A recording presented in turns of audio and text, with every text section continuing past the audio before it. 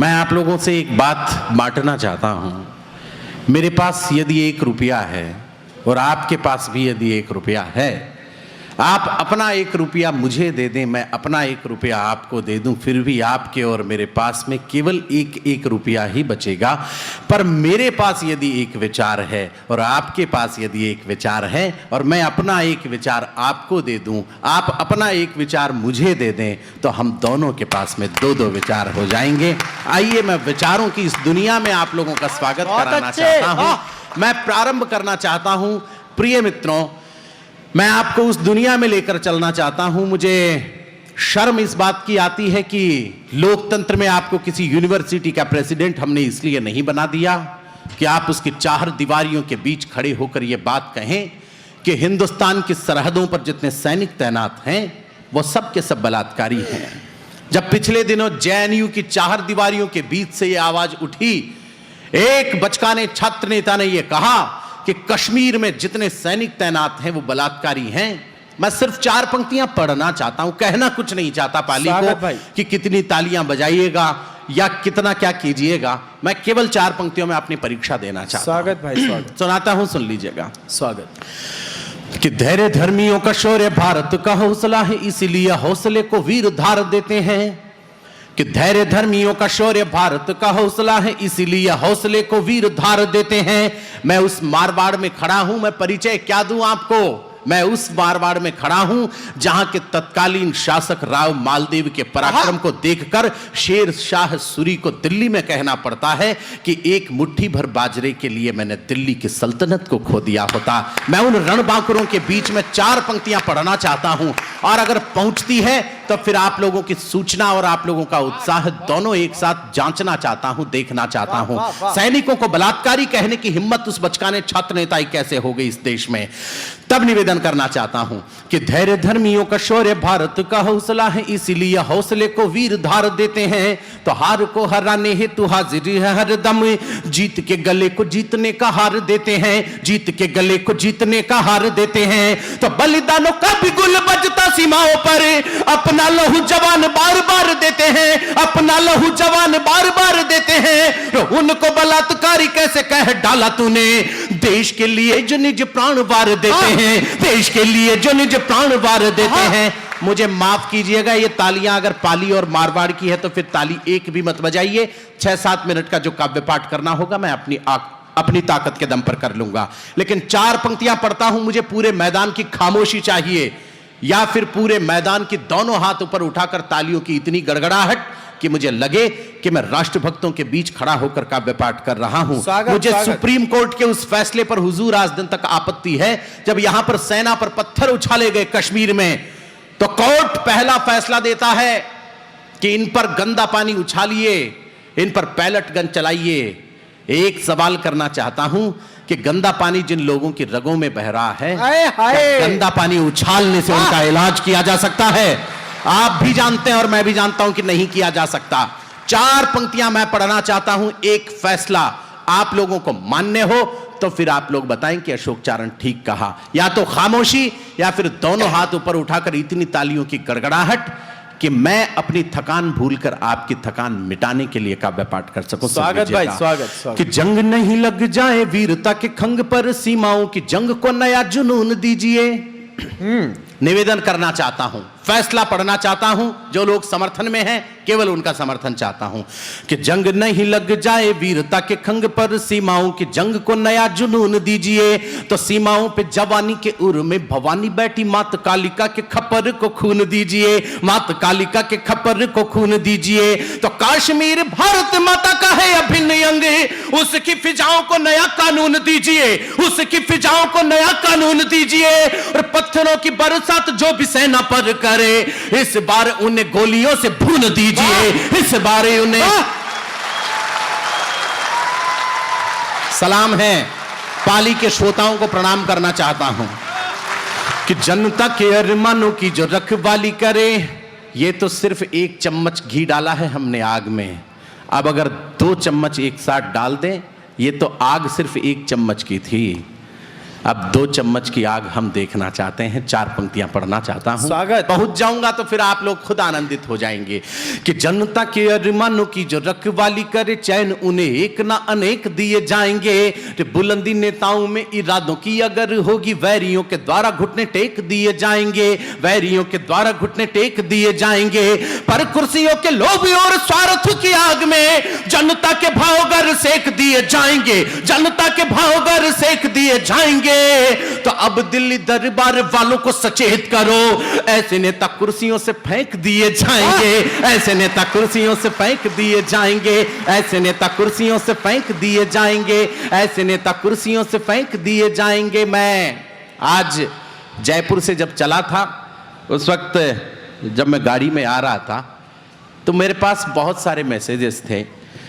लोगों ने मुझे कहा कि अशोक चारण आप कविताएं लिखते हैं, लेकिन ये उन्नाव के मुद्दे पर आप जैसा कवि अगर चुप हो गया तो फिर हमें शर्म आएगी ये कहते हुए कि आप वीर रस के कवि हैं। एक बेटी के साथ मंदिर में बलात्कार हो जाता है इस देश में, सूचना मिले आपको, मैं ये कहीं नहीं कहना चाहता है आप लोगों को यहां पर कि आप तालियां बजाइएगा। मैं 4 पंक्तियां पढ़ना चाहता हूं और पहली बार पाली से पढ़ रहा हूं, आज दिन में मैंने लिखी है। पाली अगर आदेश दे देगा, एक बेटी के साथ यहां पर भले वो किसी की भी हो, लेकिन आप लोग तय करें, मुझे बताएं, क्या मंदिर में एक बेटी के साथ, और मंदिर की बात छोड़िए, क्या कहीं पर भी एक छोटी सी बच्ची के साथ ऐसा दुष्कर्म इस देश में किया जा सकता है? मुझे बताएं पाली के लोग। मैं 4 पंक्तियों में जो इशारा करना चाहता हूं वो इशारा अगर पहुंच गया तो मैं कसम खाता हूं पाली की कि पहली बार यहां पर पढ़ रहा हूं, आपने सुन लिया तो ठीक, वरना ये आज ही रात शुरू और आज ही रात बंद कर दिया जाएगा इस छंद को। मैं 4 पंक्तियां देता हूं, स्वागत सुनाता हूं, सुनिए। कि छोटी छोटी पायलें बिखर कर मौन हुई, हाय हाय, छोटी छोटी पायलें बिखर कर मौन हुई। मैं आपकी तालियां लूटने के लिए नहीं पढ़ रहा हूं, 2 बेटियां हैं मेरे। जिस दिन से अखबार में खबर छपी है, मैं आपको सच कह रहा हूं, बहुत कठोर दिल का हूं, लेकिन अंदर से दरक गया हूं, पांव के नीचे से जमीन खिसक गई है। उस बेटी की सोचता हूं तो मुझे याद आती है अपनी बेटियां भी। आपको भी याद आती हो, आपको भी कुछ होता हो, तो फिर मैं पाली की चेतना चाहता हूं, सुन लीजिए, पंक्तियां निवेदित करना चाहता हूं। कि छोटी छोटी पायलें बिखर कर मौन हुई, हर जगह पे क्रूर जाल हो गया यहाँ। कि छोटी छोटी पायलें बिखर कर मौन हुई, हर जगह पे क्रूर जाल हो गया यहाँ। तो सोच कर कांप उठता है मन व बदन, सोच कर कांप उठता है मन व बदन। वासना का नाग विकराल हो गया यहाँ, वासना का नाग विकराल हो गया है। चौथी पंक्ति में हिम्मत पर तालियां चाहता हूं आपकी कि वासना का नाग विकराल हो गया यहाँ। तो मंदिर में उसने पुकारा तो होगा मगर, मंदिर में उसने पुकारा तो होगा मगर, लगता है प्रभु भी निढाल हो गया यहाँ, लगता है प्रभु भी निढाल हो गया यहाँ। और बेटियों की इज्जत का खून कुछ ऐसा लगा, योगी तेरा भगवा भी लाल हो गया यहाँ, योगी तेरा भगवा भी। तालियां कम है, दोनों हाथ ऊपर उठाकर पाली की अनंत तालियों की गड़गड़ाहट चाहता हूं। एक बेटी ने खड़े होकर मुझे समर्थन दे दिया, इससे बड़ा समर्थन मुझे कुछ भी नहीं चाहिए। आजादी को क्या लोग कहते हैं कि देश को आजादी नहीं मिली, आजादी के इतने बसंत देखने के बाद में भी 4 पंक्तियां आपका कवि पढ़ रहा है। 4 पंक्तियां निवेदन करना चाहता हूं। स्वागत है। चंड और मुंड या महिष मुंड उठाएं तो भावों के भुवन की भवानी को जगाइए। शुद्ध कविता सुनने वाले लोग कहां हैं इस भीड़ में, मुझे पता चले जरा। कि चंड और मुंड या महिष मुंड उठाएं तो भावों के भुवन की भवानी को जगाइए। नारियों के अधिकारों का हनन होता हो तो 57 की झांसी वाली रानी को जगाइए, 57 की झांसी वाली रानी को जगाइए। तो बंजर भूमि में फूल देखने की आशा हो तो आजादी के वक्त की कहानी को जगाइए। और सच्चे मायने में गर आजादी ही चाहिए तो अपने में सोए हिंदुस्तानी को जगाइए, अपने में सोए हिंदुस्तानी को जगाइए, अपने में सोए हिंदुस्तानी को जगाइए। तो बोलकर जब कोई बोर करने लगे तो चुप होके उसको ही बोर कर हाय हाय, भाई क्या बात है, वाह वाह कि वाह। बोलकर जब कोई बोर करने लगे तो चुप होके उसको ही बोर कर दीजिए। मंच हो प्रबुद्ध, बात हो विरुद्ध आपके, तो ऐसी हर बात इग्नोर कर दीजिए। पर कभी जब गाने बतलाने में रिझाने लगे, ऐसे कवि को तो वंस मोर कर दीजिए। और छंदिए पसंद आया हो तो मंद मंद नहीं, जोरदार तालियों का शोर कर दीजिए। जोरदार तालियों का शोर कर दीजिए। जोरदार तालियों का शोर कर दीजिए। कवि सम्मेलन के बाद अपने घर पर जाइएगा। मुझे दिन में लगभग 10-15, मेहता साहब माफी चाहता हूं, मुझे काफी फोन आज पाली से आए और मुझे कहा गया कि अशोक चारण जी, चाइना की कविता सुनाए बगैर आप पाली से जाइएगा मत। तो मैं वो कविता आप लोगों के बीच प्रारंभ करना चाहता हूं। स्वागत। कवि सम्मेलन के बाद जी हुजूर किसान वाली भी सुनाए। इतना तो काहे सुनाना भैया। और पाली में वैसे भी मैं ज्यादा सुनाने से डरता ही हूँ। डर बैठा हुआ है एक पाली का, अपन बाद में बात करेंगे जरा।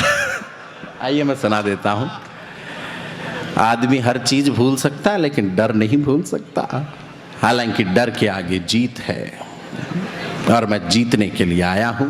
पाली को प्रणाम करना चाहता हूं। कवि सम्मेलन के बाद अपने घर पर जाइएगा और एक निवेदन जरूर है कि मैं काव्य पाठ करूं तब तक ये जो दोनों एलईडी हैं दोनों बंद करवा दीजिए प्लीज। रिक्वेस्ट है जहां पर भी आप बैठे हैं प्लीज। Thank you. परमानेंट ही बंद करवा दो। परमानेंट करवा दो तो ज्यादा बढ़िया। वैसे कवियों में देखने लायक है भी क्या।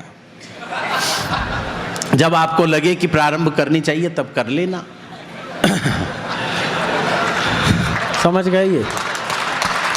बढ़िया वाली होनी चाहिए थोड़ी मिलकर, है ना। चलिए कवि सम्मेलन के बाद अपने घर पे जाइएगा। अगर मेड इन चाइना लिखी हुई कोई भी चीज पढ़ी तो उसे उठाकर देखिएगा। मैं यूआईटी के कवि सम्मेलन में खड़ा हूं इसलिए कविता पढ़ना जरूरी है। अगर कोई भी चीज पढ़ी तो उसे उठाकर देखिएगा। मेड इन चाइना लिखा हुआ ना होना चाहिए। दोस्तों इन आंखों से नहीं, इन आंखों से देखिएगा। शायद उन चीजों पर आपको हमारे सैनिकों के खून के धब्बे नजर आए। थोड़ा चिंतित मैं हूं, थोड़ा चिंतित आज पाली को करना चाहता हूं। दीपावली पर एक व्हाट्सएप पर, फेसबुक पर एक फोटो मेरे भी आया था, आप लोगों के भी आया होगा। फोटो क्या है मैं दोबारा दिखा देता हूं आपको, बस वो समझ में आ गई तो फिर पूरी कविता समझ में आ गई। एक सैनिक है, उसके कंधे पर बंदूक टंगी हुई है और उसके पास में एक वाक्य लिखा हुआ है कि दीपावली पर तुम चीन के सामान को अपने घरों में मत घुसने देना। मैं आखिरी सांस तक हिंदुस्तान के दुश्मनों को सीमाओं में प्रवेश नहीं करने दूंगा। तालियां कम है उन सैनिकों के लिए, ज्यादा उठती तो मुझे अच्छा लगता। कविता प्रारंभ कर रहा हूं। पहला बंद पाली ने संभाला तो उसके बाद पूरी कविता पाली को संभाल लेगी। यह दावा यहां पर खड़े होकर आपका कवि अशोक चारण करना चाहता है कि अमर तिरंगे की बस्ती में लाल बवंडर आया है। वाह। मेरी कविता समझने के लिए आदमी का कम से कम 10वीं पास होना जरूरी है, इसलिए आप उठकर चले जाएं, आराम से निकलने कोई दिक्कत नहीं। कि अमर तिरंगे की बस्ती में लाल बवंडर आया है। अमर तिरंगे की बस्ती में हिंदुस्तान के शौर्य को पढ़ रहा हूं। प्रारंभ आप लोग कर दें। पहला बंद सुन लें कि अमर तिरंगे की बस्ती में लाल बवंडर आया है। कालदूत के भाल सरीखा जिसका काला साया है। कालदूत के भाल सरीखा जिसका काला साया है। पर दिनकर की वंश प्रथा को कोई नहीं डरा सकता। मेधा से लेकर मैदानों तक ना कोई हरा सकता। मेधा से लेकर मैदानों तक ना कोई हरा सकता। चाहे चीन गले को फाड़े अपने घर के मंचों से, पर भारत के वीर सपूतों कह दो इन सरपंचों से। देवदार की थाती कम ना होती लघु करंचों से। देवदार की थाती कम ना होती लघु करंचों से। अग्नि 5 वाले ना डरते चीनी तोप तमंचों से। अग्नि 5 वाले ना डरते चीनी तोप तमंचों से। अग्नि 5 वाले ना डरते चीनी तोप तमंचों से। एक दोगला व्यापारी जो नकली कारोबारों का 5.2 जहां की नेशनल हाइट है, 5 फीट 2 इंच से ज्यादा का आदमी जिस देश में पैदा नहीं होता हो, पूरे चीन में नजर दौड़ा कर देखें आप, एक भी आदमी आपको 5 फीट 2 इंच से ऊपर नहीं मिलेगा। और अगर मिल जाए तो फिर समझिएगा कि हमारे बुजुर्गों का आना जाना रहा।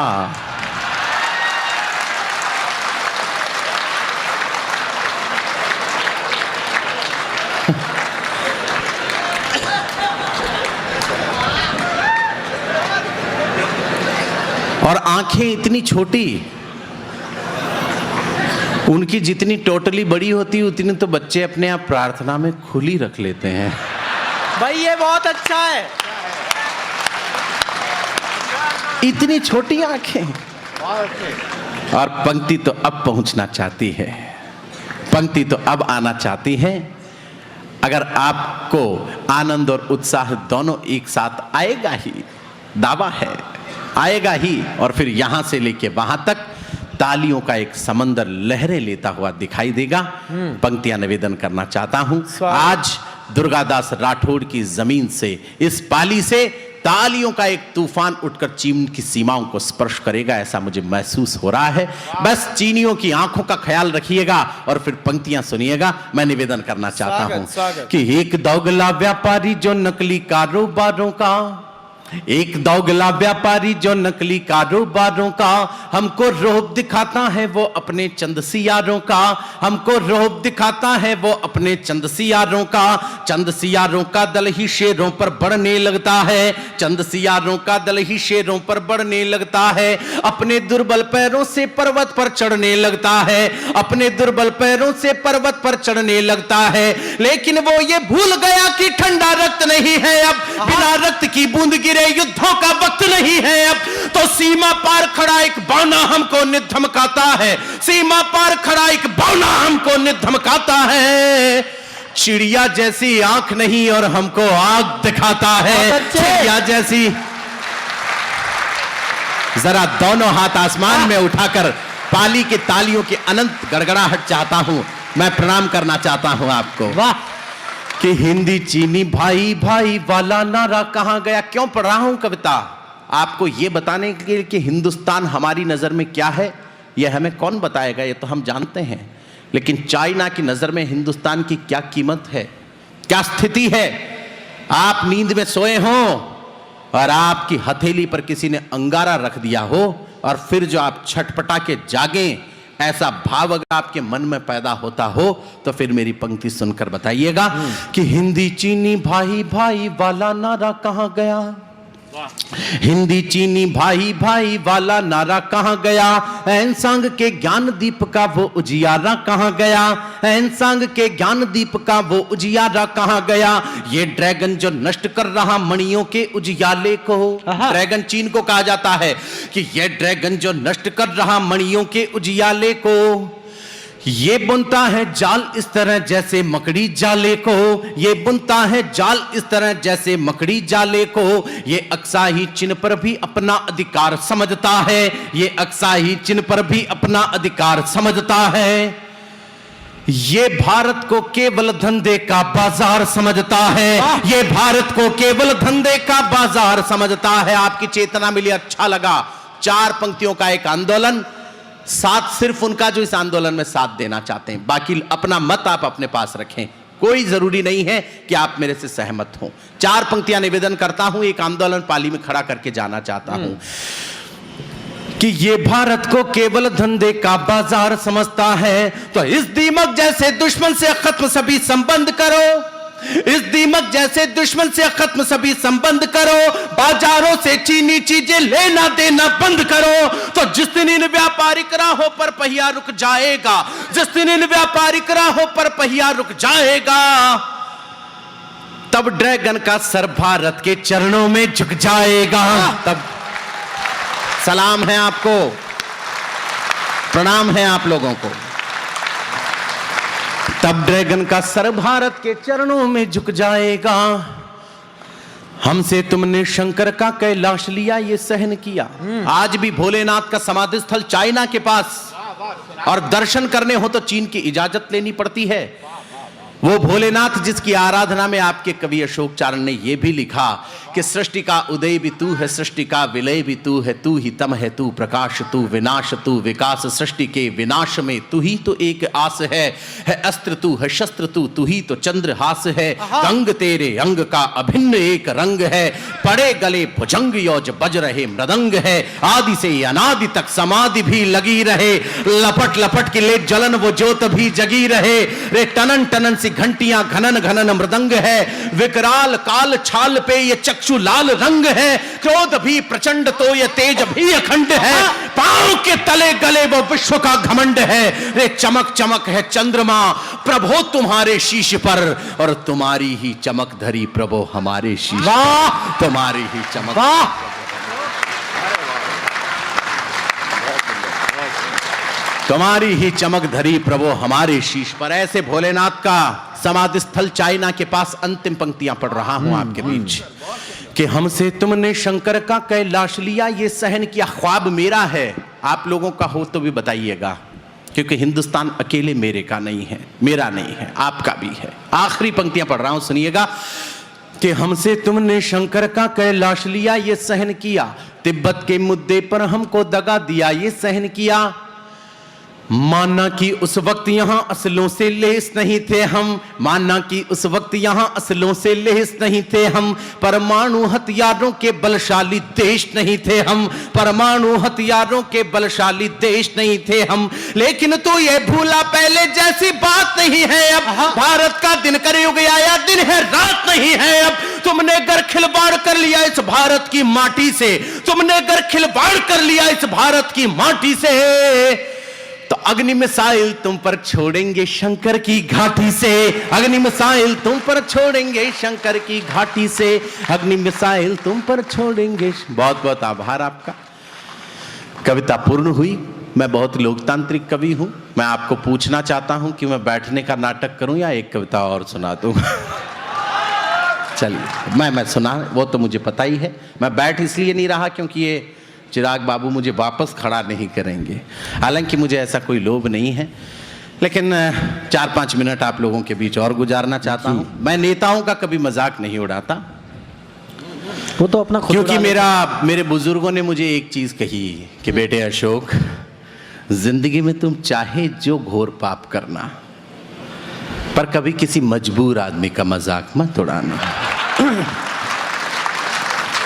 इसलिए मैं मजाक नहीं उड़ाता। अभी हमारी तरफ तो उपचुनाव थे, हमारा जिला अजमेर है, उपचुनाव थे, तो एक ही कार में, आदरणीय राठौड़ साहब, एक ही कार में बहुत सारे नेता भर के जा रहे थे। वो उपचुनाव में बजट भी थोड़ा कम होता है, तो एक ही कार में भर के जा रहे थे। वो आप देव योग कहें चाहे महादेव योग कहें, कार पलट गई। गांव वाले बहुत संस्कारी थे आप ही की तरह, उन्होंने तुरंत सभी का अंतिम संस्कार कर दिया। पुलिस वाले अपनी आदत के मुताबिक थोड़ा देरी से पहुंचे। पहुंचते ही बड़े साहब ने पूछा, बोले क्या किया? बोले साहब हमने सबको जला दिया। बोले कोई जिंदा तो नहीं था? बोले ना साहब, एक दो थे जो चिल्ला रहे थे कि हमें मत जलाओ हम जिंदा हैं, हमें मत जलाओ हम जिंदा हैं, पर हमें लगी कमबख्त नेता है, झूठ ही बोल रहा होगा। बहुत अच्छे। ये जलवा भी जिंदगी में होता है। एक बार जरा मिलकर बजा दीजिए, मैं आपके दर्द को समझ रहा हूं। बहुत पिछले दिनों एक विदेशी मित्र ने मुझसे पूछा कि अशोक चारण, मैं आपके बीच ये कह देना चाहता हूं कि अपने डॉलर की शक्ति पर चलता होगा अमेरिका, अपने आविष्कारों की शक्ति पर चलते होंगे जापान और जर्मनी, अपनी बंदूकों की नालों की शक्ति के आधार पर चलते होंगे ईरान, इराक और सीरिया, अपने घटिया उत्पादों की शक्ति के आधार पर चलता होगा चाइना, अपने आतंकवाद की शक्ति पर चलता होगा पाकिस्तान, पर दुनिया में अकेला मुल्क है आपका और मेरा भारत, जो आज भी अपनी संस्कृति और संस्कार की शक्ति पर चलता है। नाज तो इस बात का है, अभिमान तो इस बात का है।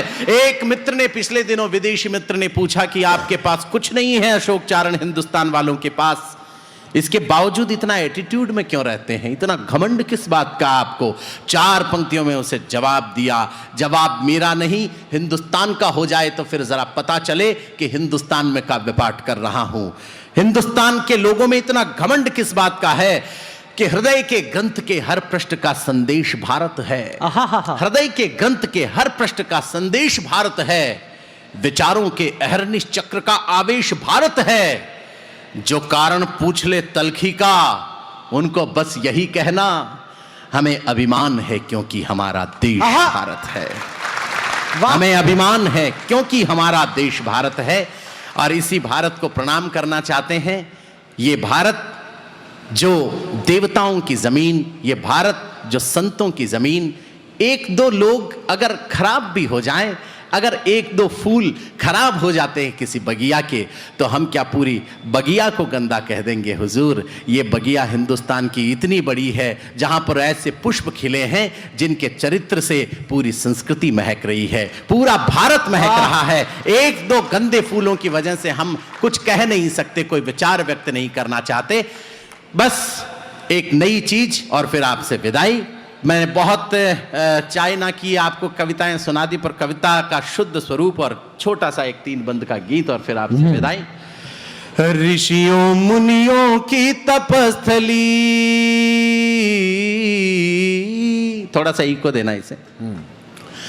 अगली पंक्ति में आपको लगे कि हिंदुस्तान के बारे में सच कह दिया है, तो फिर मैं इस काव्य उत्सव को कविता महोत्सव में तब्दील होते हुए देखना चाहता हूं। केवल 3 मिनट आप लोगों के बीच और गुजारना चाहता हूं कि ऋषियों मुनियों की तपस्थली।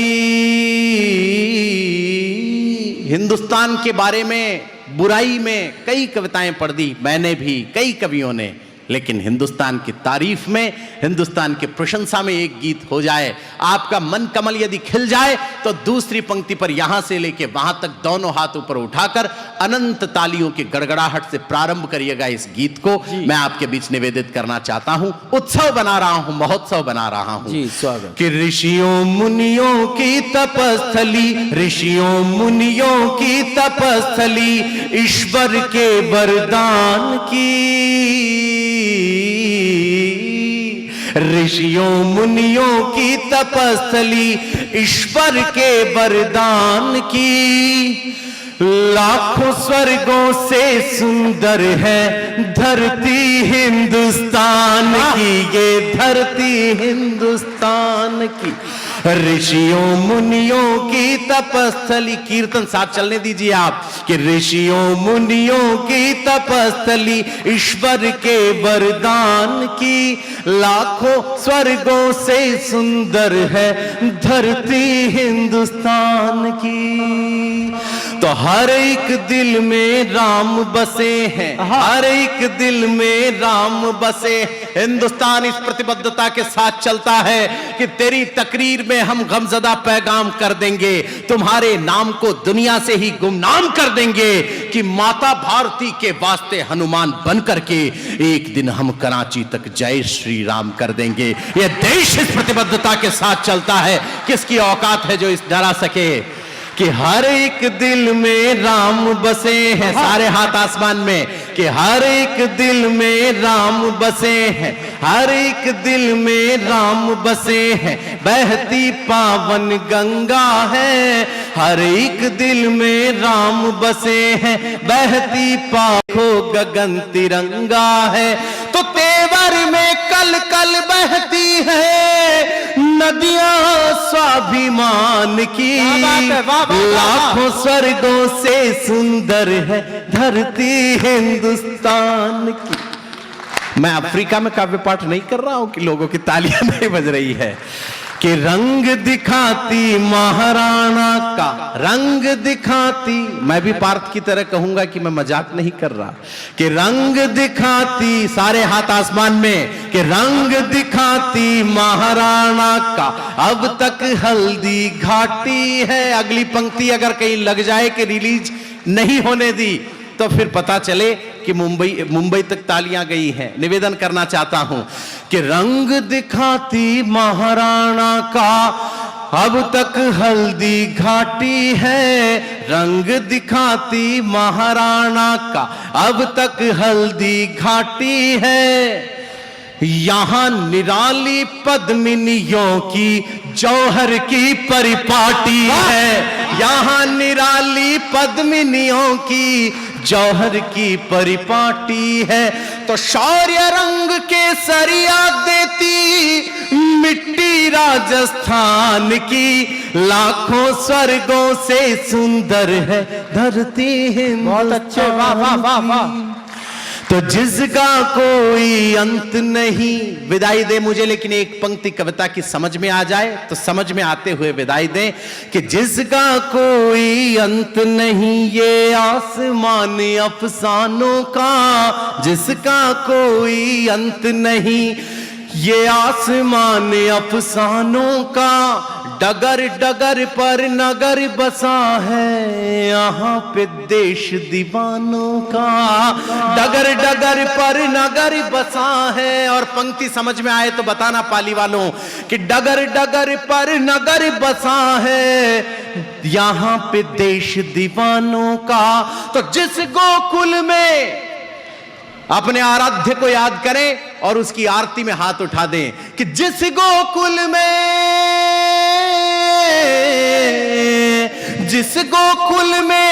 बच्चा बनने की इच्छा भगवान की, लाखों स्वर्गों से सुंदर है धरती हिंदुस्तान की, ये धरती